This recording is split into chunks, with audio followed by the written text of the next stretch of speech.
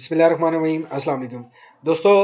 जो पहले एक पार्ट डिस्कस हो रहा था जिसमें प्रीवियसली पेपर के कुछ पेपर्स और आंसर्स मैंने डिस्कस किए हैं। पार्ट वन में आप वो भी देख सकते हैं। अभी मैं पार्ट सेकंड की तरफ जा रहे हैं। दोबारा जो नए लोग पहली दफ़ा इस पार्ट सेकंड को देख रहे हैं, मैं उन लोगों से रिक्वेस्ट करूंगा पहले पार्ट की तरफ जाके एक दफ़ा पार्ट वन को देख लें ताकि क्वेश्चंस के टॉपिक कंसेप्ट आप मिस ना करें।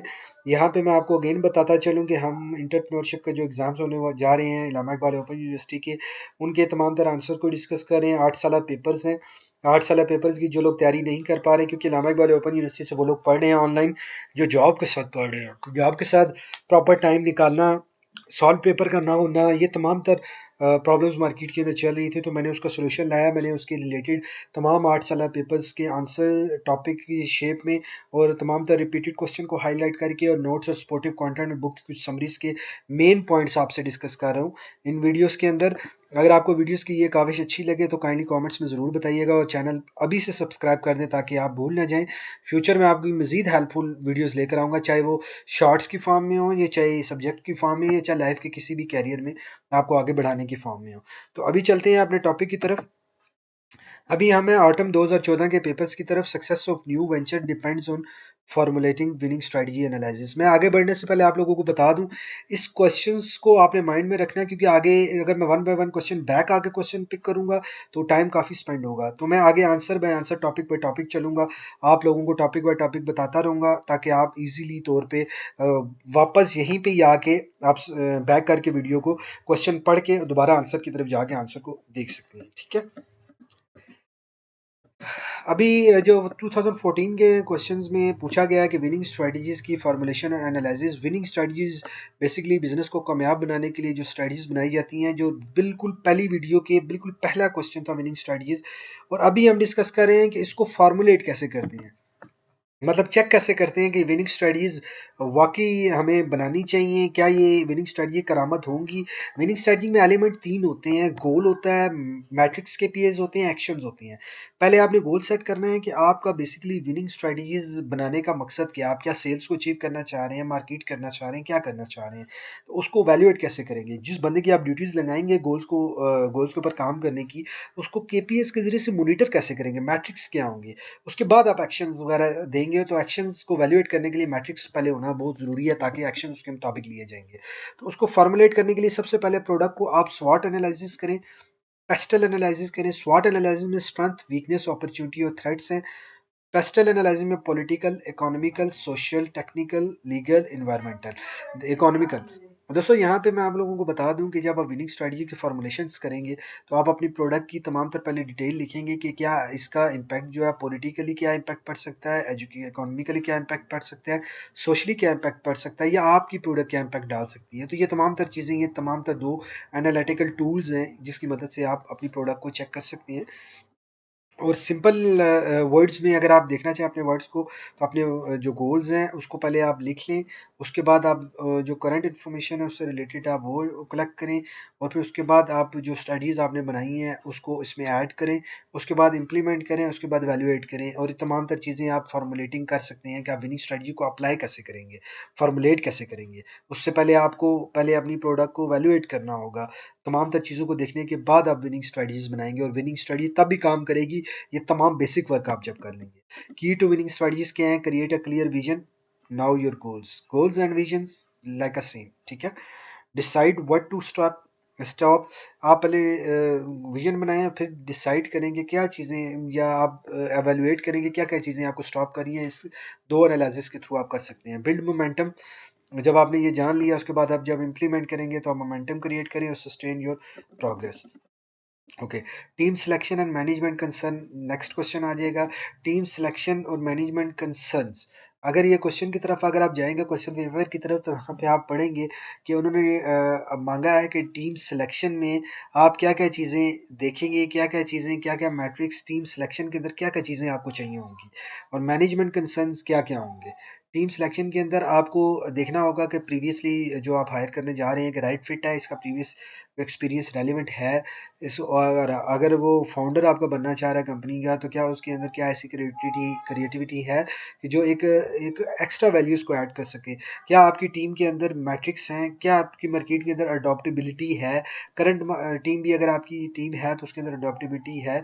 कम्युनिकेशन आप लोगों की कैसी है टीम के अंदर, टीम आपस में कम्युनिकेट कनेक्ट कैसे होगी, क्या आपकी टीम डेडिकेटेड है, क्या आपकी टीम फोकस है, क्या आपकी टीम इन्वेस्ट इन लर्निंग के ऊपर इन्वेस्ट कर सकते हैं आप टीम की, क्या आपकी टीम इन्वेस्ट करती है अपनी लर्निंग के ऊपर, नहीं करती तो क्या आप उनकी हेल्प कर सकते हैं। लीड विद पर्पस, आपने अपनी टीम को कोई मकसद दिया है या ऐसे ही बस सुबह से शाम तक काम करके बस चले जाते हैं। आप अपने विजन को रेगुलरली तौर पे एक्सप्रेस कर रहे हैं।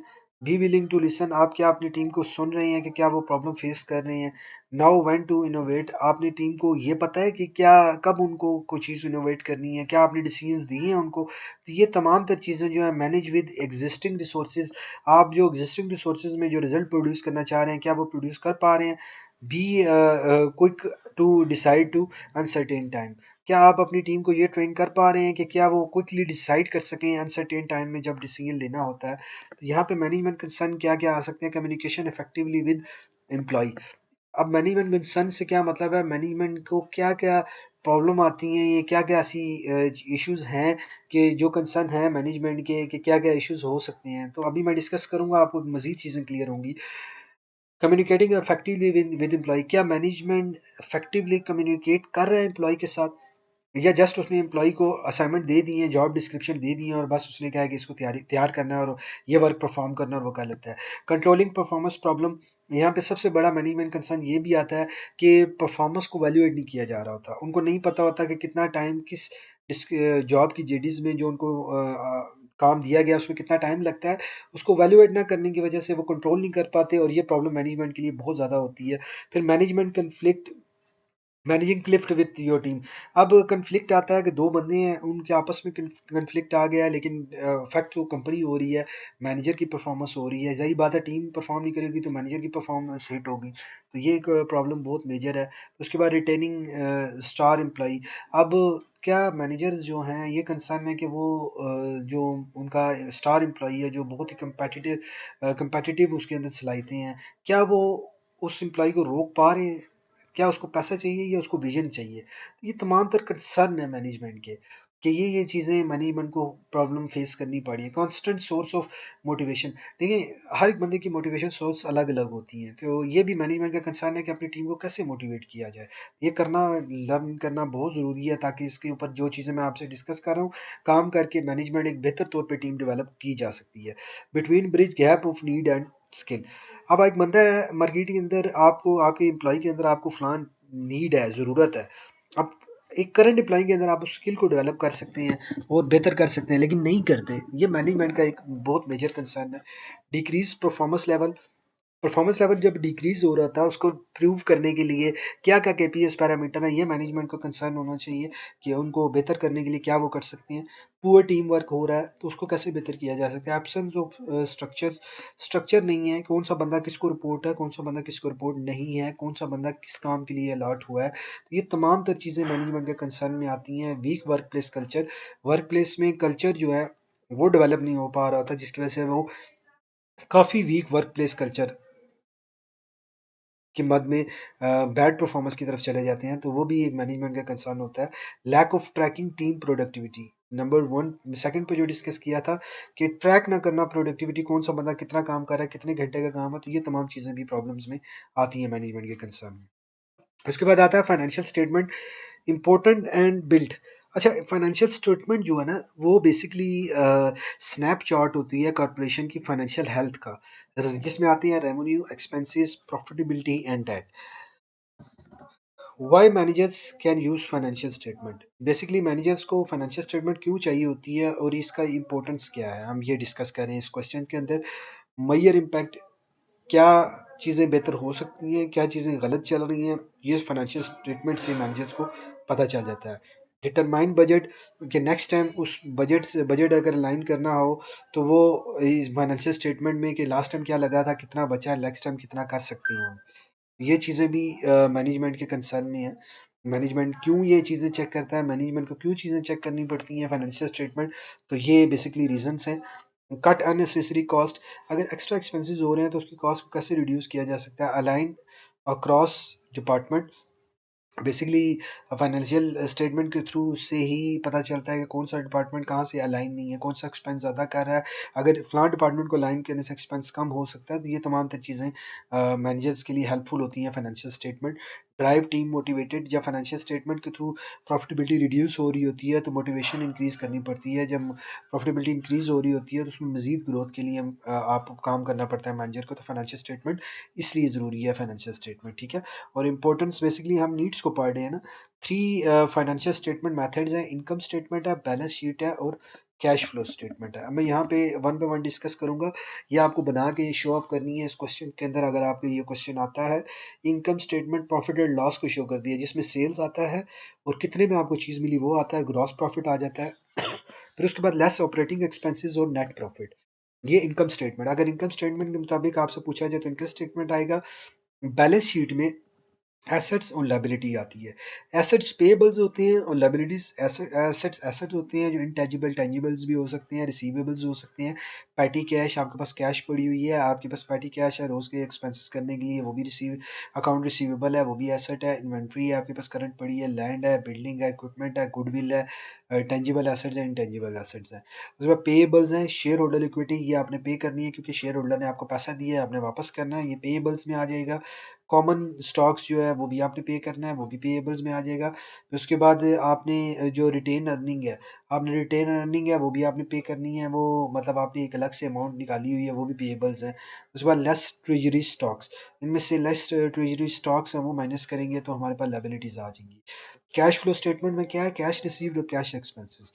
Positive cash flow, negative cash flow. Basically cash flow में क्या आता है, कैश रिसीव कितना करना है, कितना हुआ है, कैश एक्सपेंस कितना हुआ है, कितना करना है। ये करने के बाद पता चलता है कि पैसे जेब से लग रहे हैं या पैसे हम लोगों ने हमें बच रहे हैं, तो ये पॉजिटिव और नेगेटिव कैश फ्लो आ जाएगा।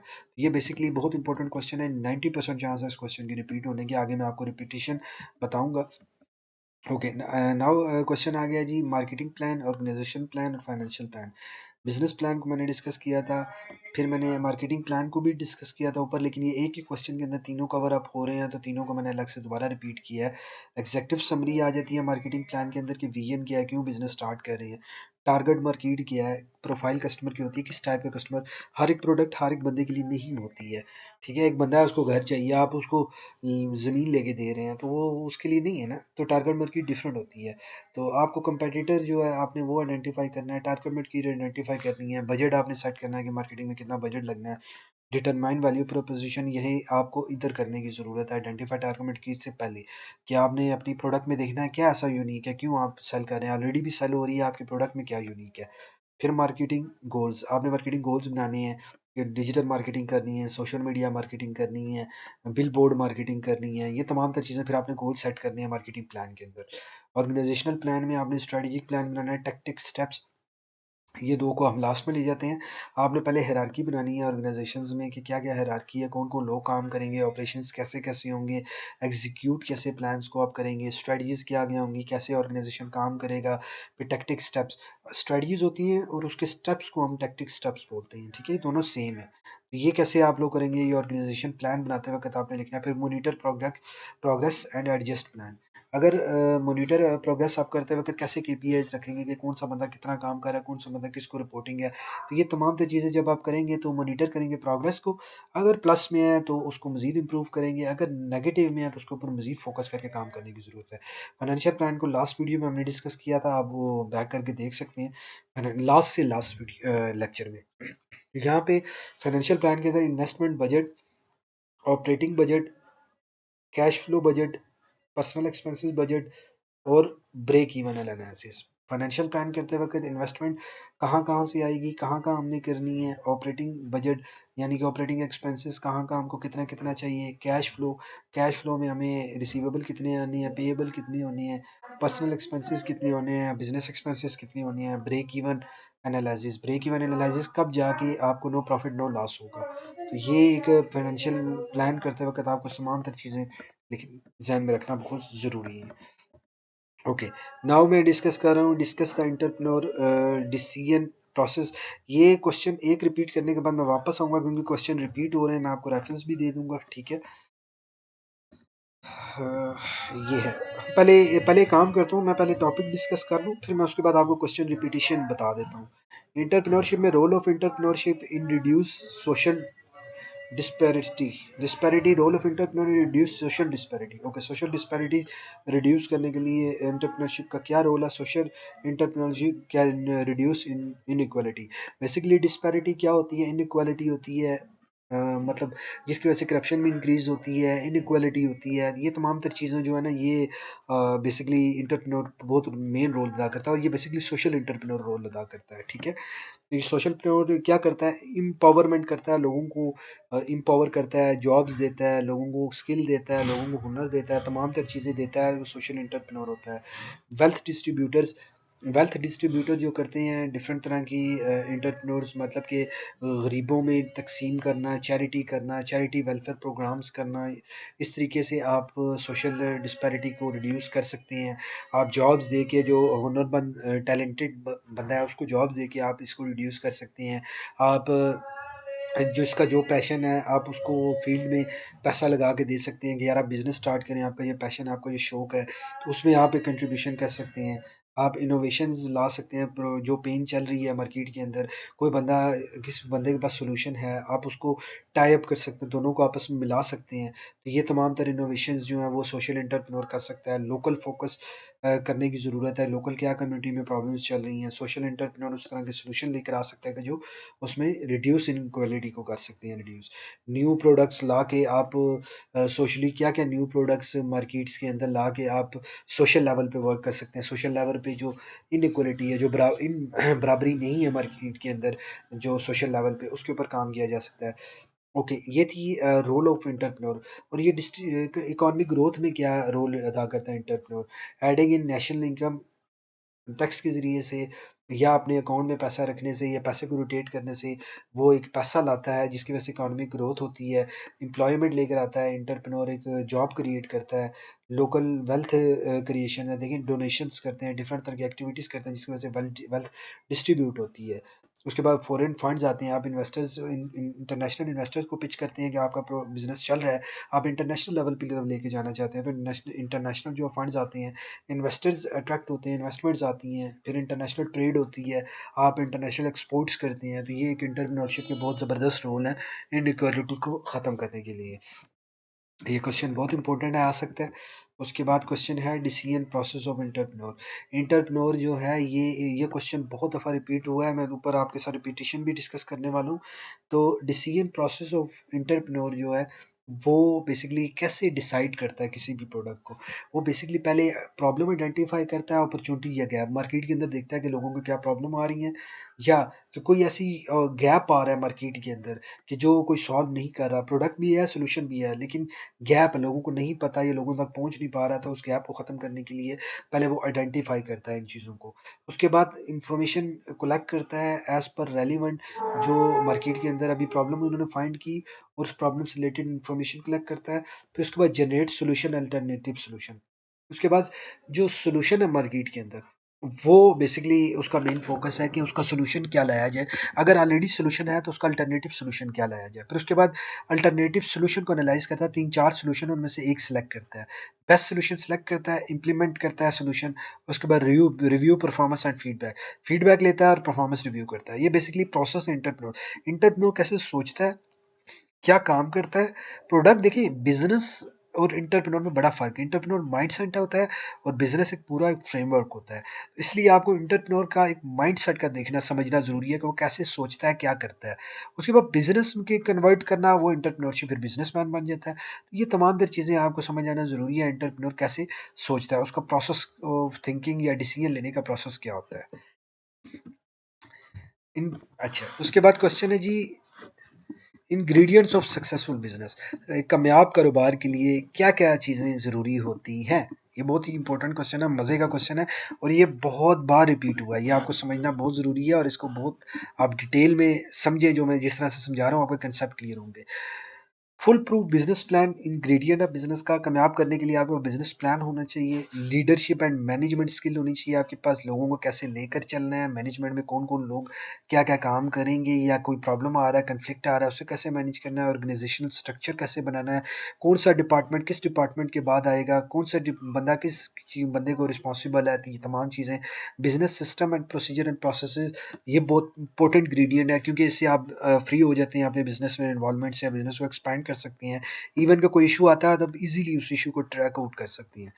ऑपरेशंस, मार्केटिंग एंड सेल्स, ये ऑपरेशंस तमाम तर ये सिस्टम और प्रोसीजर्स का ही हिस्सा है। मार्केटिंग एंड सेल्स, आपकी मार्केट की यूएसपी क्या है, मार्केटिंग प्लान क्या है, कैसे मार्केट करेंगे, सेल्स कैसे करेंगे, सप्लाई चेन क्या होगा, क्वालिटी कंट्रोल।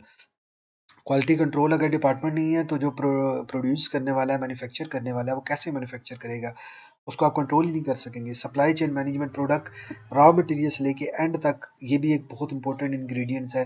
फिर उसके बाद customer client after sale service, ये बहुत इंपॉर्टेंट इंग्रेडिएंट्स है कि अगर आफ्टर सेल आप सर्विस नहीं देंगे तो एक दफ़ा कस्टमर ले लेगा, दोबारा नहीं आएगा, सर्विस देंगे दोबारा भी आएगा। अकाउंट्स एंड फाइनेंस, आप अपने तमाम तर बिजनेस को, फाइनेंस को मोनिटर करने के लिए और फ्यूचर के प्लान और बजटिंग के लिए आपको बहुत ज़रूरी है कि अकाउंट्स एंड फाइनेंस को भी इंपॉर्टेंट इंग्रेडिएंट्स लिया जाए। जैसे एक डिश बनाने के लिए इंग्रेडिएंट्स चाहिए होती है ना, कि ये चीज़ें ज़रूरी हैं एक डिश को तैयार करने के लिए, इसी तरह बिजनेस के लिए ये इंग्रेडिएंट्स हैं। कंप्लाइंट्स एंड लीगल, आपको पता होना चाहिए कि मुल्क की क्या क्या रिस्ट्रिक्शंस हैं आपकी कंट्री की तरफ से, तो ये तमाम तर चीज़ें भी इंग्रेडिएंट्स में आती हैं। और आईटी इंफॉर्मेशन टेक्नोलॉजी में सॉफ्टवेयर जो तमाम तर चीज़ें इंप्लीमेंट करके आप टाइम रिड्यूस कर सकते हैं, प्रोडक्टिविटी इंक्रीज कर सकते हैं, ये भी इंग्रेडिएंट है बहुत important. Entrepreneurship, sources for own business venture, sources for own business venture में फाइनेंशियल सोर्सेज, ओन सेविंग्स, ये लास्टली भी डिस्कस किया मैंने, आप देख सकते हैं जाके कि आप पैसा अपने बिजनेस के लिए कहाँ कहाँ से ले सकते हैं। बैंक लोन से ले सकते हैं, दोस्तों से ले सकते हैं, अपनी सेविंग्स हो सकती हैं, गवर्नमेंट स्कीम्स चलती हैं। उसके बाद आप कुछ क्राउड फंडिंग वाले इंस्टीट्यूट आ जाते हैं जो क्राउड फंडिंग करते हैं। क्राउड फंडिंग में बेसिकली ये होता है ना कि बहुत से लोग मिलके अपनी छोटे छोटे ब्लॉक्स में इन्वेस्टमेंट्स करते हैं। एंजल इन्वेस्टर एक इन्वेस्टर है, पैसा पड़ा हुआ है, बिजनेस के अंदर इन्वेस्ट करता है। वेंचर कैपिटलिस्ट वो होता है कि एक कैपिटल किसी का होता है, पैसा किसी का होता है, बिजनेस कोई कर रहा होता है, ये एज अ मिडल मैन काम कर रहे होते हैं, तो ये वेंचर कैपिटलिस्ट होते हैं। तो यहाँ से आप पैसा कलेक्ट करके अपने बिजनेस में लगा सकते हैं। बिजनेस मॉडल, बिजनेस प्लान और बिजनेस मॉडल में फ़र्क होता है, ये दोनों डिफरेंस हैं। ये इस चीज़ को लोग बहुत ज़्यादा मिक्स करते हैं, बहुत इंपॉर्टेंट क्वेश्चन बार बार रिपीट होता है, तो आपको समझना बहुत ज़रूरी है कि टाइप ऑफ बिजनेस मॉडल क्या क्या है, कि बिजनेस मॉडल बेसिकली होता क्या है और बिजनेस प्लान क्या होता है। बिजनेस प्लान बेसिकली ये होता है कि आप बिजनेस को कैसे ऑपरेट करेंगे, कैसे चलेगा बिजनेस। बिजनेस मॉडल क्या होता है, रेवेन्यू सोर्सेज होते हैं। टाइप ऑफ बिजनेस मॉडल हम डिस्कस कर लेते हैं। Revenue sources, business model revenue sources, कि आप किस किस सोर्सेज से पैसा आएगा बिजनेस के अंदर, क्या क्या प्रोडक्ट क्या क्या सर्विसेज होंगी, ठीक है। टाइप ऑफ बिजनेस मॉडल क्या क्या है। रिटेलर, आपने रिटेलर स्टोर देखा होगा जिसमें इंडिविजुअल लेवल पे एक एक यूनिट पे परचेज सेलिंग हो रही होती है, ये रिटेलिंग बिजनेस मॉडल है। इसके बहुत बड़ा बिजनेस मॉडल है, इसके अंदर 100 तरह की प्रोडक्ट आ सकती है। मैन्युफैक्चरिंग एक ही तरह की या 10 तरह की 50 तरह की प्रोडक्ट मैन्युफैक्चर करता है, उसका अलग मॉडल है। उसके बाद fee for service, product and service, अब कोई लोग मंथली तौर पर रिन्यूअल ले रहे होते हैं, सॉफ्टवेयर वाले हैं, वो मंथली सर्विस चार्जेस अपने चार्ज करते हैं, तो उनका मॉडल अलग है बिजनेस का। सब्सक्रिप्शन मॉडल, कोई बंदा सब्सक्राइब करेगा तो चार्जेस देने पड़ेंगे, उसके बाद लाइफ टाइम फ्री होता है, सब्सक्रिप्शन मॉडल है। मार्केट प्लेस, आपने देखा होगा कि OLX हैं या इस तरह की काफ़ी सारी ऐसी साइट्स हैं जो मार्केट प्लेस कंसिडर करती हैं, तो ये एक मार्केट प्लेस का भी एक मॉडल होता है। एफिलिएट, एफिलिएट बेसिकली ये होता है कि आप की प्रोडक्ट, किसी के प्रोडक्ट या कोई सेल करता है, तो ये भी बड़ी कंपनीज चल रही हैं इसके ऊपर, एफिलिएट के ऊपर। फ्रेंचाइजी मॉडल होता है, ब्रोकरेज होता है। फ्रेंचाइजी मॉडल है, फ्रेंचाइज ओपन कर सकते हैं। ब्रोकरेज, मिडल मैन एक आपकी आपकी राइट्स लेकर सेल करता है। लीजिंग फाइनेंसिंग मॉडल है कि डिफरेंट लोगों को फाइनेंस प्रोवाइड करता है या प्रोडक्ट प्रोवाइड करता है, उसका अलग बिजनेस मॉडल है। डिस्ट्रीब्यूशन मॉडल है कि एक प्रोडक्ट है, कोई बंदा सेल कर रहा है किसी की प्रोडक्ट, तो डिस्ट्रीब्यूशन मॉडल है। बेस्ट बिजनेस मॉडल कौन से हैं, डायरेक्ट सेल्स, डायरेक्ट सेल्स में रिटेलर आ जाते हैं। फ्रेंचाइजी मॉडल आपका अपना मॉडल है बिजनेस का, वही सेम मॉडल आप एक फ्रेंचाइज की शेप में डेवलप करते हैं। सब्सक्रिप्शन मॉडल, आपने एक दफ़ा बना दी प्रोडक्ट, लाइफ टाइम आपको सब्सक्रिप्शन आती रहेगी। अच्छा, यहाँ पे ना बिजनेस मॉडल कैनवास होता है। कैनवास बेसिकली ये होता है कि आपका बिजनेस मॉडल ओवरऑल कैसे लुक में आएगा, लुक कैसी होगी उसकी। कस्टमर सेगमेंटेशन का कस्टमर सेगमेंटेशन ये होता है कि इस एज का कस्टमर है, आपकी डिफरेंट प्रोडक्ट के डिफरेंट एज के कस्टमर होते हैं, तो सेगमेंट आप बना देते हैं कि इसका डेमोग्राफिक ये है, इस तरह का कस्टमर, मतलब कि एक इंडिविजुअल कस्टमर है, उसकी प्रोफाइल आपने बना दी और group of customer same similar relevance customer category में आ जाता है, तो वो बेसिकली सेगमेंट आप बनाते हैं। सेगमेंट बनाना जरूरी है हर प्रोडक्ट के लिए। चैनल्स, चैनल्स मीन मतलब ये फेसबुक के थ्रू प्रोडक्ट बिकेगी, गूगल के थ्रू एडवर्ट्स के थ्रू प्रोडक्ट बिकेगी, या बिलबोर्ड्स के थ्रू बिकेगी, या आपको स्टॉल लगाना पड़ेगा। तो चैनल आपको बताना बहुत जरूरी है। रेवेन्यू स्ट्रीम्स कि कौन कौन सी प्रोडक्ट है आपके पास, रिसोर्सेज कहाँ कहाँ से आप रिसोर्स करेंगे उस प्रोडक्ट को। वैल्यू प्रोपोजिशन, एक प्रोडक्ट मार्केट में भी आ रही है, आपके पास भी है, तो आपके प्रोडक्ट में क्या वैल्यू प्रोपोजिशन है। प्राइसिंग एंड कॉस्टिंग, आपकी क्या प्राइसिंग है, कितने में सेल कर रहे हैं, कितने में बाय कर रहे हैं। तो ये तमाम तरह आपके पास बिजनेस मॉडल कैनवा है ये, लेकिन ये सीक्रेटली होता है, कंपनी के अंदर ही होता है, तो ये आपको समझ आना बहुत जरूरी है। Importance of business model, advantages. अच्छा, यहाँ पे ना बिजनेस मॉडल के अंदर मैंने आपको एक जनरल ओवरव्यू दिया है, यहाँ पे आप खुद से क्वेश्चंस को का आंसर मजीद डिटेल में लिखने के लिए आप इंपॉर्टेंस ऑफ बिजनेस मॉडल भी लिख सकते हैं, एडवांटेजेस ऑफ बिजनेस मॉडल भी कर सकते हैं, डिसएडवांटेजेस भी बिजनेस मॉडल विद बिजनेसमैन, ये तो मैंने आपको बता दिया है। आप लिख सकते हैं कि क्यों इंपॉर्टेंट है, क्योंकि अगर आप बिजनेस मॉडल अपना लिखेंगे ना, तो आपका कस्टमर डिफाइन हो जाएगा, आपकी प्रोडक्ट डिफाइन हो जाएगी, आपकी तमाम तर सर्विसेज डिफाइन होती जाएंगी, कि इसके बाद आपको ये फ़ायदा हो जाएगा कि आप इसके बाद कौन, अगर आप फ्री होते हैं तो आप प्रोडक्ट फलां लॉन्च कर सकते हैं, या इस प्रोडक्ट को सेल आउट कर रहे हैं, इसके बाद ये प्रोडक्ट आप सेल कर सकते हैं, या इस कस्टमर को आप दोबारा ये प्रोडक्ट सेल कर सकते हैं। तो डिसएडवांटेजेस क्या है कि डिसएडवांटेज बेसिकली इसमें ये होते हैं कि आपके पास बहुत बल्क में चीज़ें आ जाती हैं, जिसकी वजह से आपके कस्टमर मिक्स हो जाते हैं, आपको ये प्रॉब्लम भी फेस करनी पड़ जाती है, तो ये डिसएडवांटेजेस में आ जाते हैं। तो एडवांटेजेस और इंपॉर्टेंस ये एक ही आप इसमें लिख सकते हैं, कोई इशू नहीं है, ठीक है। उसके बाद आ जाता है legal and tax issues of hiring employee. Employee hire करने के लिए, चाहे वो नेशनल है चाहे वो इंटरनेशनल है, तो काफ़ी सारे इश्यूज आ सकते हैं जो कि लीगल एंड टैक्सेशन से रिलेटेड हैं, जिसमें collect and mention employee record. जब आप एम्प्लॉई का रिकॉर्ड मेंशन करेंगे, आपके पास डाटा मेंटेन होना ज़रूरी है, एम्प्लॉई कहाँ से आया है, कहाँ जॉब की है, ये एक लीगल रिक्वायरमेंट है। आपको हायर करते वक्त लीगल रिक्वायरमेंट फुलफिल करना ज़रूरी है। एलिजिबल है आपके वर्क के लिए, आपने वेरिफिकेशन करवाई है एम्प्लॉय की, ये लीगल रिक्वायरमेंट है। Employ withholding tax, income tax and deposit, ये आपका टैक्सेशन की रिक्वायरमेंट है, गवर्नमेंट की लीगल रिक्वायरमेंट है। Withhold social security and medical taxes, आप क्या मेडिकल टैक्सेस वगैरह, ये मेडिसिन मेडिकल से रिलेटेड फैसिलिटीज़ प्रोवाइड कर रहे हैं, आपका लीगल सोशल सिक्योरिटी है, EOBI जिस तरह से अभी पाकिस्तान के अंदर चल रहा है, तो ये लीगल एंड टैक्सेशन के इश्यूज हैं। उसके बाद सेटअप पे रोल सिस्टम, आपने पे रोल का जो सिस्टम है वो सेटअप किया, ठीक है। आपने तमाम तर उसकी सैलरीज जो है अकाउंट, बैंक अकाउंट के थ्रू आपने भिजवानी है, लीगल रिक्वायरमेंट है। फिर एम्प्लॉयमेंट कॉन्ट्रैक्ट आपने रखा हुआ है कि entry and exit, employment contract में एंट्री करते वक्त आपने क्या क्या टर्म्स एंड कंडीशन लगाई हैं, एग्जिट करते वक्त terms and condition, legal advises के थ्रू आपने टर्म्स एंड कंडीशन क्या क्या किस टर्म्स के थ्रू आपने हायर किया है। फिर information sharing compliance, information sharing compliance के वो कभी भी इंफॉर्मेशन आपकी डिस्क्लोज नहीं करेगा, अगर करता है तो ये उसको इश्यूज फेस करने पड़ सकते हैं, ठीक है। अच्छा, मैं यहाँ पे आता हूँ, ये मैं आंसर डायरेक्ट आगे और आऊँगा, यही जो हम लोगों ने आंसर डिस्कस किए थे, ये अभी क्वेश्चन डिस्कस किया था। यहाँ पे क्वेश्चन है, ये पेपर है 2015 का स्प्रिंग का। यहाँ पे आप देख सकते हैं role of entrepreneur in economic development country. 2014 का जो क्वेश्चन पेपर था, क्वेश्चन नंबर 5, ये हम डिस्कस कर चुके हैं उसमें। आप देख सकते हैं ये रिपीट हुआ हुआ है। How are integrated financial statement build, ये हम 2014 की देखें, 2014 का second question, question number 3 repeat हुआ हुआ है। ये आंसर हम अभी पढ़ चुके हैं, ये देख सकते हैं आप यहाँ पे। Can help entrepreneurship, can help reducing social disparity.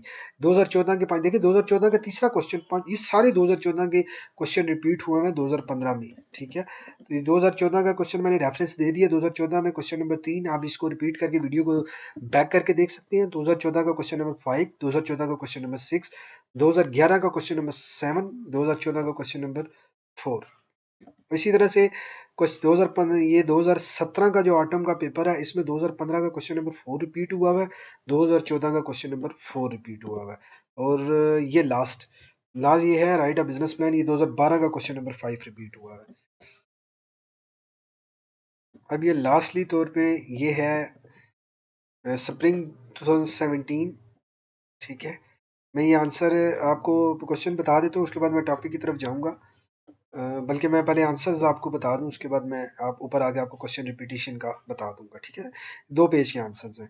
Okay, equity financing और डेट फाइनेंसिंग का क्वेश्चन है कि ये क्या होते हैं। इक्विटी फाइनेंसिंग ये होती है raise money by selling shares, आप पैसा कहाँ से हासिल कर सकते हैं। इक्विटी फाइनेंसिंग क्या होती है कि आप शेयर्स बेच के पैसा कलेक्ट कर सकते हैं, और डेट फाइनेंसिंग क्या होती है कि आप बैंक के थ्रू लोन ले सकते हैं। तो इसके ऊपर आपने डिटेल लिखनी है कि कौन कौन से बैंक्स हैं, कमर्शियल बैंक्स हैं, आपके नेशनल बैंक्स हैं, इंटरनेशनल बैंक्स हैं, इन्वेस्टमेंट फॉरेन फंडिंग्स हैं जो लोन्स प्रोवाइड करती हैं, गवर्नमेंट स्कीम्स हैं जो लोन्स प्रोवाइड करती हैं। इक्विटी फाइनेंसिंग ये है कि आप डिफरेंट तरह के आप शेयर्स कंपनी के आप इशू कर सकते हैं डिफरेंट टाइम्स में, आप वहाँ से एक लोन मतलब पैसा हासिल कर सकते हैं अपने बिजनेस को एक्सपांड करने के लिए। लेकिन ये दोनों चीज़ें एक्सपेंशन में ज़रूरी हैं, लेकिन डेट फाइनेंसिंग आपके स्टार्टअप में भी हेल्प करता है। ये क्वेश्चन आएगा, एग्जिट स्ट्रेटजीज फॉर बिजनेस क्या होती है। ये बहुत इंपॉर्टेंट है, ये बहुत बहुत बहुत बार रिपीट हो चुका है। फाउंडर और owner makes to sell their company और शेयर्स टू अदर इन्वेस्टर्स और फर्म्स। आप किसी भी अपने शेयर को अगर सेल करते हैं या अपनी कंपनी को सेल करते हैं, तो उसके लिए आपने एग्जिट स्ट्रेटजीज क्या बनाई हुई हैं, किस किस बेस पे, किस किस वैल्यूज पे आप एग्जिट स्ट्रेटजीज बनाते हैं। एग्जिट स्ट्रेटजी का ऑब्जेक्टिव क्या होता है, टाइमलाइन क्या है, कब वो ऑब्जेक्टिव क्या है, किन किन सूरत में आप एग्जिट हो सकते हैं, क्या क्या कंडीशंस हैं जब आप प्रोडक्ट बिजनेस स्टार्ट करते हैं या आप शेयर परचेज करते हैं या सेल करते हैं। तो ये तमाम तर कंडीशन आपको जानना ज़रूरी है। लिखना लिखना कैसे है स्ट्रेटजीज, वो पहले जान लेते हैं। बिजनेस स्ट्रक्चर, बिजनेस साइज और प्रॉफिटेबिलिटी, ये 3 चीज़ें जो है एग्जिट स्ट्रेटजीज में बहुत इंपॉर्टेंट है। और यहाँ पे आपने ऑब्जेक्टिव को डिस्कस किया कि क्या मकसद है, टाइमलाइन कब तक आप एग्जिट कर सकते हैं, इंटेंशन आपकी एग्जिट करने की बिजनेस की क्या है, मार्केट कंडीशन, किस मार्केट कंडीशन में एग्जिट किया जा सकता है, मर्जिंग जो है एक्विजिशंस हैं, sell to someone you know, ये तमाम तरह एग्जिट स्ट्रेटजीज हैं। इनिशियल पब्लिक ऑफरिंग है, ठीक है, पब्लिक ऑफरिंग के थ्रू आप एग्जिट कर सकते हैं, आप मर्ज करके एग्जिट कर सकते हैं, आप एक्विजिशन करके एग्जिट कर सकते हैं, आप लिक्विडेशंस करके एग्जिट कर सकते हैं, आप managing and employ buy out, buy out मतलब ये है कि एक कंपनी है उसके अंदर कोई एम्प्लॉय है, वो ऑलरेडी काम कर रहा है, वो बाय कर सकता है कंपनी को, आप इसी तरह से एग्जिट कर सकती हैं। आपने पहले ये टर्म्स चीज़ें लिख ली हैं। बैंकरप्सी यानी कि अगर आप पेमेंट नहीं कर सकते, बैंक को नहीं कर सके, तो आप उस सूरत में एग्जिट कर सकते हैं। तो ये आपने तमाम तर जब आप एग्जिट करेंगे या एग्जिट करना चाहेंगे कंपनी को ना, ये तमाम तर चीज़ें कि किस सूरत में एग्जिट कर सकती है कंपनी, ये आपने अपने एम्प्लॉयज़ को भी बताना है और अपने कस्टमर्स को भी बताना है। ये जिन सिचुएशन में हम कर सकते हैं एग्जिट, हम या किसी को कंपनी बेच सकते हैं, या हमारे ये कंडीशन है इस वजह से हम कर सकते हैं, या हम अगर इतने टाइम तक पे ना कर सके लोन, हम एग्जिट कर जाएंगे, या हम इतने टाइम तक प्रॉफिट ना आया हम एग्जिट कर जाएंगे, या इतने टाइम तक प्रोडक्ट सेल ना आई तो हम एग्जिट कर जाएंगे। तो ये तमाम तर चीज़ें आपको एग्जिट स्ट्रेटजीज के अंदर देना बहुत ज़रूरी है, ठीक है। तो यहाँ पे है इंटरप्रेन्योरशिप प्रोसेस। अच्छा ये देखें, ये क्वेश्चन कोई fourth time fifth time repeat हो चुका है, और ये ऑलरेडी आंसर मैं डिटेल में दे चुका हूँ।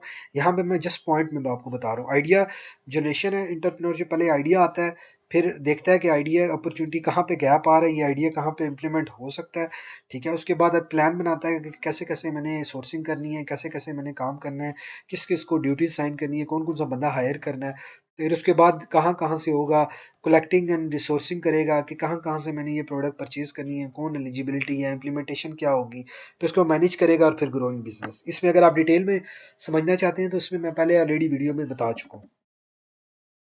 Type of traditional loans, type of traditional loans में बेसिकली ट्रेडिशनल लोन में डिफरेंट तरह के लोन की टाइप्स हैं कि कहाँ कहाँ से पैसा कलेक्ट किया जा सकता है। ये देखिए 2012 में क्वेश्चन नंबर 1 में ये रिपीट हुआ है, मैंने ऑलरेडी आंसर दिया हुआ है डिटेल। मैं दोबारा जो क्वेश्चन बार बार रिपीट हुआ है ना 3 से 4 5 दफ़ा, मैं उसका दोबारा एक सब टॉपिक मैंने बना दिया। अदरवाइज जो क्वेश्चन सेम रिपीट हुआ है मैंने उसका आंसर नहीं लिखा, मैंने उसी क्वेश्चन के रेफरेंस पे मेंशन कर दिया। मैं आपको अभी आगे जाके बताऊंगा। Types of traditional loans, bank loans है, वर्किंग कैपिटल है, बिजनेस कैपिटल क्रेडिट है, शॉर्ट टाइम कमर्शियल लोन्स हैं, फिर गवर्नमेंट स्कीम्स हैं, फिर लेटर ऑफ क्रेडिट के ज़रिए से आप ट्रेडिशनल लोन्स हासिल कर सकते हैं, इक्विपमेंट लीज आप करके लोन हासिल कर सकते हैं। तो आपके पास बिल्डिंग है, आप उसको गवर्नमेंट को दे के आप मंथली लोन हासिल कर सकते हैं। आप तमाम तर चीज़ों से लोन हासिल कर सकते हैं, और ये बेसिकली ट्रेडिशनल लोन है। बाकी फाइनेंसिंग के लिए अलग से वीडियो है कि कैसे कैसे आप फाइनेंस हासिल कर सकते हैं। ये अब लास्ट में हमारे पास दो क्वेश्चन रह गए हैं। Leadership role in entrepreneurship growth. Leadership role क्या होता है इंटरप्रेन्योरशिप में? इंटरप्रेन्योरशिप रोल्स के या लीडरशिप रोल के बेसिकली लीडर इंटरप्रेन्योरशिप भी लीडर ही होता है। टीम टू लीड, ये टीम को लीड कैसे करना है, किससे क्या काम, कब, कैसे, क्यों, कैसे मोटिवेट कैसे करना है, ये तमाम तर चीज़ें टीम टू लीड में आ जाएंगी। गुड सेंस ऑफ डायरेक्शन, कब रुकना है, कब चलना है, कब डिसीजन लेना है, तमाम तर सेंसेस होती हैं इंटरप्रेन्योरशिप और लीडर में। ऑर्गेनाइजिंग एंड डेलीगेटिंग, यानी कौन सा काम किसको किस वक्त देना है, कब कितना काम किससे किस वक्त लेना है, ये तमाम तर चीज़ें डेलीगेशन में आ जाती हैं। गोल एंड टारगेट सेटिंग, जो गोल और टारगेट हैं ये सेट करना लीडरशिप का काम होता है। कौन कौन सी चीज़ कब कब कितने कितने वक्त में करनी है, ये तमाम लीडरशिप सेट करता है। ये इंटरप्रेन्योरशिप का लीडर होना बहुत ज़रूरी है। रिस्पॉन्सिबिलिटीज़, ये रिस्पॉन्सिबिलिटीज़ लेता है और तमाम तरह रिस्पॉन्सिबिलिटीज़ को ऑन टाइम ट्रैक करते हुए उसको फुलफिल करता है। तो ये बेसिकली लीडरशिप के रोल्स हैं। या आप इंटरप्रेन्योरशिप के रोल्स भी आए तब भी आप ये लीडरशिप रोल्स लिख सकते हैं, या इंटरप्रेन्योरशिप के रोल्स मैंने पहले भी डिस्कस किए हैं, वो बहुत डिटेल में, आप वो रोल्स यहाँ पे भी मेंशन कर सकते हैं। सेम है, लीडरशिप सिर्फ इंटरप्रेन्योरशिप माइंड नहीं होता, मतलब कि इसके अंदर आइडिया क्रिएशन और प्रोसेस डिफरेंट होता है, ये सिर्फ एक अलग होता है। लेकिन इंटरप्रेन्योरशिप में लीडरशिप क्वालिटीज होना बहुत जरूरी है, लेकिन लीडरशिप क्वालिटी में इंटरप्रेन्योरशिप की क्वालिटी होना जरूरी नहीं है। ठीक है। Role of inter human resources, HR के रोल्स क्या क्या होते हैं कंपनीज के अंदर? ये बहुत इंपॉर्टेंट क्वेश्चन रिपीट हुआ हुआ है। Managing and using people effectively, people को क्या कितने टाइम में किससे कितना काम लेना है, उसको कौन सा बंदे के लिए क्या सा काम बेहतर है, उसको मैनेज करना। उसके बाद परफॉर्मेंस अप्रेजल एंड कंपनसेशन, अगर किसी ने अच्छी परफॉर्मेंस की है उसको कंपनसेट करना, अप्रेजल देना, ये तमाम तर चीज़ें। रिक्रूटमेंट, टैलेंट पाइपलाइन, मतलब नई नई रिक्रूटमेंट करना और हर टाइम पाइपलाइन में होना कि कोई बंदा अगर छोड़ के चला जाए तो उसके रिप्लेसमेंट में क्या होना चाहिए, ये एचआर का काम है। क्योंकि जब बंदा छोड़ के जाएगा तो जो ओनर है वो एचआर से पूछेगा भाई आपने पहले प्रिपरेशन क्यों नहीं की। Leadership tracing and development, training and development, ये ट्रेनिंग देना है तमाम तर डिपार्टमेंट को, कहाँ कहाँ किस किस के लिए कौन कौन सा स्किल ज़रूरी है, तो वो ज़रूरी है इनके लिए। आउटसोर्सिंग, कब कौन सा प्रोजेक्ट कहाँ से कैसे किया जा सकता है, ये भी एचआर का काम है। प्रोजेक्ट है, अगर एक पूरा प्रोजेक्ट है उसको मैनेज करना, वो भी एचआर का काम है। कंप्लायंस मैनेजमेंट, अगर कोई वैल्यूएशन हो रही है कंपनी के अंदर वो भी गो थ्रू करना और तमाम तर इम्प्लीमेंटेशंस करना, ये भी एचआर का काम है। कॉस्ट एंड क्वालिटी कंट्रोल, ये भी एचआर का काम है। क्वालिटी कंट्रोल करना एचआर का काम है, क्योंकि ये एक टीम हायर करेगा, इसको पता होना चाहिए कौन सा बंदा कॉस्ट कंट्रोल करेगा, कौन सा क्वालिटी, ये तमाम तर रिपोर्टिंग एचआर से होगी। बेसिकली प्रोक्योरमेंट होती है, प्रोक्योरमेंट का काम होता है, लेकिन मोस्टली एचआर भी देखता है। सैलरी एंड बेनिफिट देना कंपनी एम्प्लॉयज़ को, ये भी एचआर का काम है। अच्छा, ये जो क्वेश्चन पेपर का मैंने आंसर दिए हैं, ये दोनों क्वेश्चन पेपर मैं रिपीट कर लेता हूँ, ये देख लीजिए आप। 2014 का क्वेश्चन नंबर 2 रिपीट हुआ हुआ है, ये है स्प्रिंग 2017 में। 2014 का क्वेश्चन नंबर 4 रिपीट हुआ है, 2014 का क्वेश्चन नंबर 3, 2014 का क्वेश्चन नंबर 5। अच्छा, अगर आप देखें ना माजी में जितने भी क्वेश्चन रिपीट हुए हैं मोस्टली 2014 के पैटर्न में हुए हैं। 2014 का आप बैक करके वीडियो को या फर्स्ट वीडियो में देख लें, 2014 का जिसमें मैंने आंसर्स दिए हुए हैं, आप उसको लाजमी प्रिपेयर करें। 2014 में बार बार रिपीट हुआ हुआ है। एग्जिट इन्वेस्टमेंट स्ट्रेटजीज, ये देखें 2014 के क्वेश्चन नंबर 1 में रिपीट हुआ हुआ है, 2012 में सॉरी। और ये नेक्स्ट है, ये सारे के सारे क्वेश्चन रिपीट हुए हैं। ये कौन सा 2019 का पेपर है? देखें यहाँ पे भी 2014 का ये रिपीट हुआ हुआ क्वेश्चन नंबर 5, 2014 का क्वेश्चन नंबर 3, फिर उसके बाद 2011, फिर 2017, 2012, ये तमाम तर क्वेश्चन रिपीट हुए हैं आगे पीछे। ये देख लें, इसमें तो ऑलरेडी बहुत ज़्यादा क्वेश्चन रिपीट हुआ है। इसमें सिर्फ अगर क्वेश्चन रिपीट नहीं हुआ हुआ तो वो ये है ह्यूमन रिसोर्सेज रिस्पॉन्सिबिलिटी, जो भी हमने लास्ट में स्टडी किया है। ठीक है। आई होप कि ये क्वेश्चन पेपर का जो पैटर्न है, रिपीटेड क्वेश्चन है, ये हमारे कंप्लीट हो चुके हैं 8 साल के। अभी मैं कुछ आपसे कुछ नोट्स की शेप में, कुछ प्रेजेंटेशंस की शेप में मैं आप लोगों से कुछ क्वेश्चन डिस्कस करने वाला हूँ। फैक्टर्स जल्दी जल्दी डिस्कस करूँगा क्योंकि वीडियोस हैं, 9 यूनिट्स हैं, तो ये तमाम तर यूनिट्स को डिस्कस करना ज़रूरी है क्योंकि इसमें मजीद कंसेप्ट क्लियर होंगे। Factors for starting a new enterprises के जो फैक्टर्स हैं स्टार्ट करने के, सोसाइटी, फैमिली और फैशन। अदर सोशलाइज जो फैक्टर्स हैं, factor for starting a new enterprises, ये है मैक्रो इन्वायरमेंट है, माइक्रो इन्वायरमेंट है, इंटरनल इन्वायरमेंट है। मैक्रो इन्वायरमेंट में डेमोग्राफिक आ रहा है, इकोनॉमिक आ रहा है, पॉलिटिकल आ रहा है, सोशल एंड कल्चरल आ रहा है, टेक्नोलॉजिकल आ रहा है। माइक्रो इन्वायरमेंट जो है वो सप्लायर्स हैं, रीसेलर हैं, पब्लिक है, कंपेटिटर है, कस्टमर है। इंटरनल इन्वायरमेंट में machinery, assets, employee, company policies and company procedures. Be proactive. ठीक है। तो इसको हम क्लोज करते हैं और नेक्स्ट की तरफ हम जाएंगे। नेक्स्ट की तरफ हम आगे, ठीक है, एक मिनट, यहाँ पे हम back. Okay, initial step to startup a startup project. ये हम लोगों ने ऑलरेडी डिस्कस किया है कि lot of people think starting a business is hard and stuck early in the process. Good idea, the right amount of capital, creativity, patience, determination. Basically initial step जो entrepreneurship के जो process मैंने discuss किए थे question answers में, वहाँ से आप इसको देख सकते हैं। मैं यहाँ पे पॉइंट सिर्फ मेजर डिस्कस करूँगा। Follow your passion and don't let go. आपका जो पैशन है उसी को फॉलो करें आप। Cash is king. अगर आपके पास कैश नहीं फ्लो हो रहा बिजनेस के अंदर, तो दैट्स मीन कि आप बिजनेस आपका सक्सेसफुल नहीं है, ठीक है। तो ये इनिशियल स्टेप में hire smart, communication with partners, फिर प्रोटेक्ट फ्रॉम द अनएक्सपेक्टेड, ये इंटरप्रेन्योरशिप की क्वालिटीज़ है बेसिकली। तो ये क्वालिटीज़ आप लोगों को समझ आना ज़रूरी है, क्योंकि इसका क्वेश्चन आपने देखा होगा ऑलरेडी रिपीट हो चुका है। Opportunity recognise, shaping and reshaping. यानी कि एक एंटरप्रेन्योर है, वो अपॉर्चुनिटी देखता है मार्केट के अंदर, क्या गैप आ रहा है, क्या प्रॉब्लम चल रही है, उसको जस्ट उसने रीशेप करना है, शेप करना है, रीशेप करना है, और या नई मार्केट के अंदर उसी प्रोडक्ट को लॉन्च करना है, ठीक है। उसके बाद है designing a better consumer experience. अब कंज्यूमर जो एक्सपीरियंस है उसको कैसे डिज़ाइन कर सकते हैं, ऑब्जर्व ऑब्जर्व कर सके कि कस्टमर ठीक, कस्टमर दोबारा आया परचेजिंग के लिए, नहीं आया। ब्रेन स्टॉर्मिंग, दो चार लोग आप कंपनी के अंदर जो हायर मैनेजमेंट है वो बैठ के बातचीत करके क्वेश्चनिंग के जरिए से। रैपिड प्रोटोटाइपिंग, आप प्रोटोटाइपिंग करके, आप जल्दी से प्रोटोटाइपिंग करके आप कंज्यूमर का जो एक्सपीरियंस है वो डिज़ाइन कर सकते हैं। रिफाइनिंग, इम्प्लीमेंटेशंस, ऑब्जर्वेशंस में डिफरेंट तरह के पॉइंट्स हैं। शेडोइंग है, बिहेवियरल मैपिंग है, कंज्यूमर जर्नी है, इसी तरह से ब्रेन स्टॉर्मिंग है, फिर रैपिड प्रोटोटाइप है, रिफाइनिंग है, इम्प्लीमेंटेशंस हैं। अच्छा, फ्रॉम ग्लिमर टू एक्शन, ये वही है जो हमने लास्टली डिस्कस किया था। उसमें जो इंटरप्रेन्योरशिप के आइडिया क्रिएशंस के हवाले से जो था कि आइडिया कैसे कैसे क्रिएट हो सकते हैं, उसमें क्या क्या रोल्स एंड ड्यूटीज़ हैं। देखिए आइडियाज़ जो हैं, कैसे एक नया आइडिया आप ला सकते हैं, इससे मज़ीद डिटेल में मैंने बहुत आसानी से मैंने डिस्कस किया हुआ है। फाइंडिंग पैशंस, आइडिया मल्टीप्लिकेशन, कोई भी आइडिया उसको मल्टीप्लिकेशन कैसे कर सकते हैं, ठीक है। Idea and opportunity, selection of founding team, देख सकते हैं। ये सेम वही है जो मैं एक ओवरव्यू सिर्फ इसका डिस्कस कर रहा हूँ। उसकी वजह ये है कि ऑलरेडी हम क्वेश्चन आंसर में ये चीज़ें कवर कर चुके हैं। External team members, keeping the team together.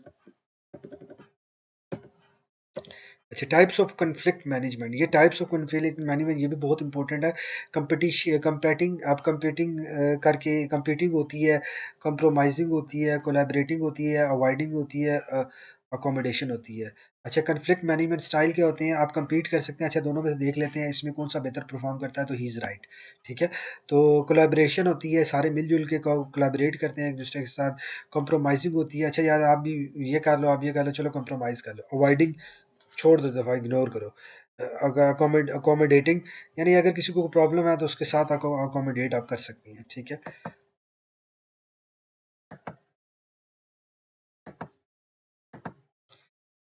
Unit number 3, marketing skill.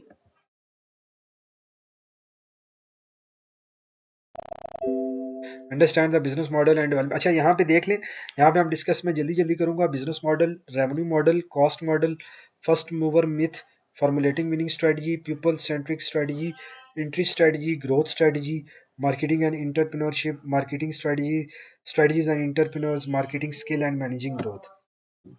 Understand the business model. Business model basically क्या होता है, कंपनी प्लान करती है। बिजनेस मॉडल बेसिकली मैंने पूरा डिस्कस किया है कि ये सोर्स इनकम स्ट्रीम्स होती हैं business model. Revenue model basically business model ही कहलाता है। Cost model, cost model simple है, मैंने लास्टली अगर क्वेश्चन आप मेरे बैक करके देखें तो वहाँ पे मैंने डिस्कस किया हुआ है। Set of mathematical equations that convert resources in data into cost data. कोई भी मैथमेटिकल इक्वेशंस हैं, आप उसको कॉस्ट डाटा में, कोई भी प्रोडक्ट है, सर्विस है, कितने साल में कितना हुआ, कितने परसेंट हुआ, तमाम तर चीज़ों को आप कॉस्ट में कन्वर्ट कर सकती हैं। फिक्स्ड कॉस्ट आती है, वेरिएबल कॉस्ट आती है। फिक्स जो चेंज ना हो सके, वेरिएबल जो चेंज होती रहती है। Economic of scale, economic condition के अकॉर्डिंगली जो चेंज होती है। फर्स्ट मिथ, मूवर मिथ ये है कि एक बंदा आया, नई प्रोडक्ट लाया और वो छा गया। फास्ट मूवर मिथ भी होती है कि एक बंदा पहले ऑलरेडी कर रहा है, दूसरा बंदा आया, उसी प्रोडक्ट को कॉपी पेस्ट किया और फौरन उसने फैला दिया मार्केट के अंदर और वो ग्रो कर गया। Business strategies, winning strategy, goal setting, वही जो मैं ऑलरेडी डिस्कस कर चुका हूँ आपसे क्वेश्चंस में। विनिंग स्ट्रेटजीज में डिटेल्स में स्ट्रेटजीज हैं। पीपल सेंट्रिक स्ट्रेटजी, कि people is your most important element in your business, के लोगों से बिजनेस होता है, चाहे वो एम्प्लॉय की शेप में हो, चाहे वो कंपेटिटर की शेप में हो, चाहे आपके कस्टमर की शेप में हो।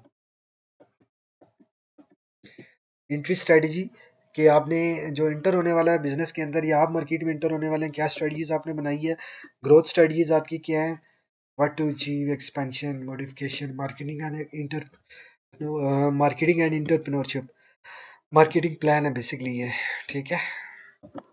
Okay, this one is closed. Overview देता जा रहा हूँ मैं, आपको आ जाना चाहिए समझ। Okay, business planning process, story model, business model, types of business plan and its components. Business planning process, business plan is a written documents, ये मैं ऑलरेडी डिस्कस कर चुका हूँ, पूरा बिजनेस प्लान समझा चुका हूँ। अगर आप उस पीछे करके पूरे क्वेश्चन के आंसर को देख लेंगे ना, तो वो आपके लिए ज़्यादा प्रॉफिटेबल हो जाएगा, ठीक है। ये बेसिकली प्रेजेंटेशन शेयर में मैंने कल एक सिर्फ ओवरव्यू दे दूँ। बिजनेस प्लान प्रोसेस क्या होता है, आइडिया जनरेशन, एनवायरनमेंट स्कैनिंग होती है, तो उसके बाद फिजिबिलिटी एनालिसिस होती है, फिर प्रोजेक्ट रिपोर्ट प्रिपरेशन होती है, वैल्यूएशन कंट्रोल। ये थोड़ा सा डिफिकल्ट किया गया है प्लानिंग प्रोसेस को, मैंने बहुत इजीली आपको क्वेश्चंस के आंसर में बताया, आप उसको काइंडली जाके चेक कर लें, ठीक है। कंपोनेंट, एग्जेक्टिव समरी, ये कंपोनेंट देख रहे हैं आप, ये वही कंपोनेंट है जो मैंने आप लोगों से लास्ट वीडियो में डिस्कस किए थे अपनी, ठीक है। अब मैं यहाँ पे आता हूँ, बस थोड़े से हमारे टॉपिक रह गए। Building pro forma financial statement, financial statement में balance sheet, income statement, cash flow statement, मैंने क्वेश्चन के आंसर में आपको लिखा है, ये बेसिकली एग्जैक्ट क्वेश्चन नहीं है, आप क्वेश्चन के आंसर को प्रिपेयर करें। देख लें, assets, liability, stakeholder equity, ठीक है, रेवेन्यू प्रोजेक्शंस, कब कब कितना कितना पैसा किस किस काम के लिए चाहिए, cost of goods sold, operating expenses, ठीक हो गया। यहाँ पे मैं इसको करता हूँ क्लोज, एक ओवर भी देता जा रहा हूँ जो मेरे पास नोट्स वगैरह हुए हुए हैं, तो मैं आपको ये चीज़ बता दूँ। Financial entrepreneurial venture world wide, यार ये बेसिकली फाइनेंस कलेक्ट करने के लिए कहाँ कहाँ से पैसा कलेक्ट किया जा सकता है, ये बेसिकली डिटेल है, पढ़ लें आप, क्योंकि मैंने ऑलरेडी दिया है, लेकिन इसमें कुछ पॉइंट्स एक्स्ट्रा है। माइक्रो फाइनेंस एंड इंटरप्रेन्योरशिप, ठीक है, entrepreneurship and informal investors, venture capital है, मैक्सिमम 90% पॉइंट वही हैं जो मैंने क्वेश्चन के आंसर में कवर किए हैं। तो harvest, investing, initial, selling the company और स्ट्रेटजिक एक्विजिशन, ठीक हो गया। ये वही है कि फाइनेंस कहाँ कहाँ से कलेक्ट किया जा सकता है कंपनीज के लिए, ठीक है। वेंचर कैपिटल, फिर इसको डिटेल में बताया गया कि कैसे कैसे आप कलेक्ट कर सकते हैं पैसा, ठीक है। अभी हम इसको क्लोज करते हैं ताकि मैं जल्द से जल्द आऊँ। अच्छा, ये इक्विटी एंड डेट फाइनेंसिंग मैंने आपको बताया था। इक्विटी बेसिकली शेयर्स के जरिए से आप शेयर सेल करके पैसा कलेक्ट कर सकते हैं, और डेट आप लोन कलेक्ट करके पैसा कलेक्ट कर सकते हैं। तो इसके अंदर फिर equity financing, common stock, deferred stock, debt financing में बॉन्ड्स आ जाते हैं, डिबेंचर्स आ जाती हैं। यही एक फाइनेंस को कलेक्ट करने के लिए तरीकाकार है, जो ऑलरेडी हम क्वेश्चंस के आंसर में डिस्कस कर चुके हैं। Legal and tax issues, legal and tax issues hiring department के पर्सपेक्टिव से भी हो सकते हैं, या आपको इंटरनेशनल मार्केट में इंटर होने से भी हो सकते हैं, या नेशनल मार्केट के अंदर भी हो सकते हैं। या ऑलरेडी मैं डिस्कस कर चुका हूँ, आप क्वेश्चन जो एग्जैक्ट आया हुआ है उसमें लीगल एंड टैक्सेशन में एम्प्लॉय के रिलेटेड आया हुआ है, तो वो मैं आंसर ऑलरेडी आप लोगों को दे चुका हूँ, वो आप काइंडली एक दफ़ा गो थ्रू कर लें, ठीक है। लास्ट है हमारा ease of doing business. Ease of doing business basically कोई खास नहीं है, लेकिन फिर भी मैं आपको यहाँ से बता देता हूँ। Entrepreneurship growth, basically making transition from startup to growth, ये क्वेश्चन नहीं आया हुआ, यहाँ पे कुछ पॉइंट हैं। एग्जिट स्ट्रेटजी, ये मैं डिस्कस किया था, मैंने एग्जिट स्ट्रेटजी से रिलेटेड क्वेश्चन आया हुआ है, लेकिन ये दूसरे क्वेश्चन नहीं आए हुए। ग्रोथ प्रोसेस, ये एग्जिट स्ट्रेटजी है, ठीक है। In entrepreneur strategies plan to sell his और her ownership in a company to investors और अनदर कंपनी, अगर किसी भी बिजनेस को अगर आप किसी और कंपनी को सेल करते हैं, तो बिजनेस स्टार्ट करते वक्त आपको एग्जिट स्ट्रेटजीज बनाना बहुत ज़रूरी है। या कोई बंदा इन होता है आपकी कंपनी के अंदर फाउंडर या डायरेक्टर, तो उसको पता होना चाहिए ये तरीके हैं एग्जिट होने के। तो ये तमाम तरह एग्जिट स्ट्रेटजीज में बहुत डिटेल में क्वेश्चन के आंसर में डिस्कस कर चुका हूँ। तो आई होप कि आप लोगों को ये काफ़ी सही चीज़ें समझ भी आई हैं और आई होप कि आपने सीखा भी है। अगर आपने एफर्ट्स को अप्रिशिएट करना चाहते हैं तो प्लीज़ कमेंट्स में अपनी राय से ज़रूर बताइएगा। और इस पेपर को आप, इस वीडियो को 1 घंटे 2 घंटे की वीडियो आप इसको सुन लें। आपकी इंशाल्लाह मुझे उम्मीद है कि 90-95% आपकी पेपर की प्रिपरेशन हो जाएगी। तो नेक्स्ट पेपर जो आ रहा है उस पेपर की अगर आपको वीडियो चाहिए तो प्लीज़ कमेंट्स में बताइएगा। इसी तरह से पेपर्स को सोल्व सॉल्यूशंस के साथ मैं आपके लिए लेकर आऊँगा। Thank you for watching this video.